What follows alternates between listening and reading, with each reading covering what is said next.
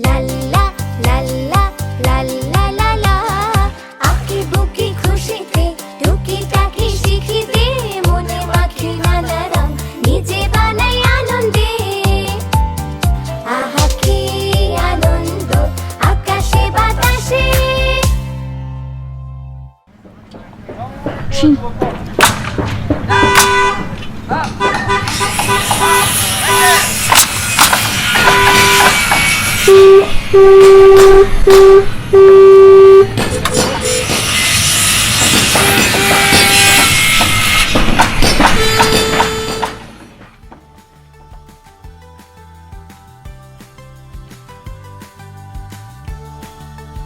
আজ আমরা বাঁশি বানানো শিখব। বাঁশি কেন? এই যে কিছুক্ষণ আগে বাইরে একটা শব্দের জন্য তোমরা কানে হাত দিয়ে বসেছিলে, কারণ শব্দটা অনেক রাফ ছিল আর জোরে ছিল, তাই না? কিন্তু কিছু কিছু শব্দ যে অনেক সুন্দর হয় সেটা বোঝানোর জন্যই আজ আমরা বাঁশি বানানো শিখব। না, বাঁশি কি অনেক সুন্দর শব্দ হয়? এটা তো বাঁশি বানানোর পরই বুঝতে পারবে। চলো চলো।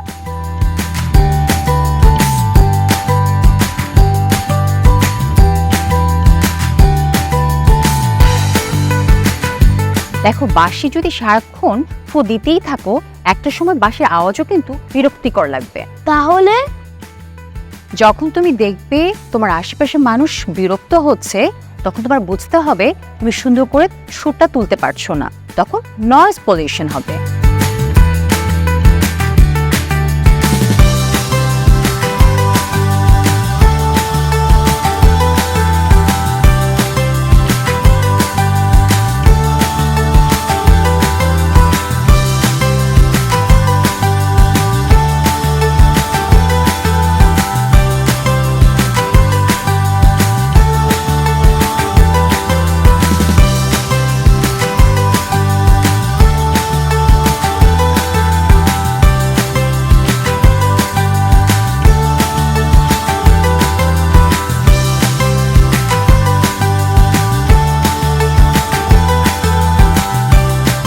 নয়েজ পলিউশন যখন কোনো শব্দ তোমাকে বিরক্ত করবে তখন সেটাকে বলে নয়েজ পলিউশন।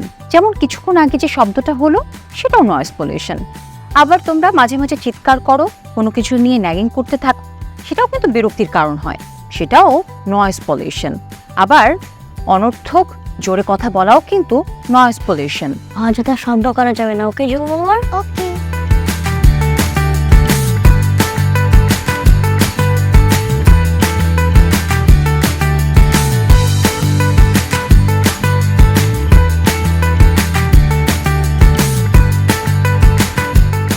এই যে বাঁশি বানানো শেষ হলো।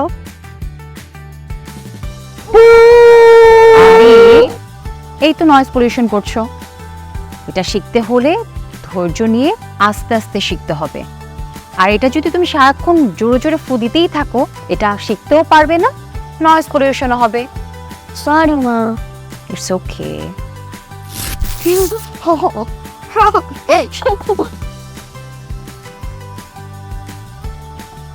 অনেক কিছু শিখেছো, এখন এটাকে কাজে লাগাতে হবে। ওকে।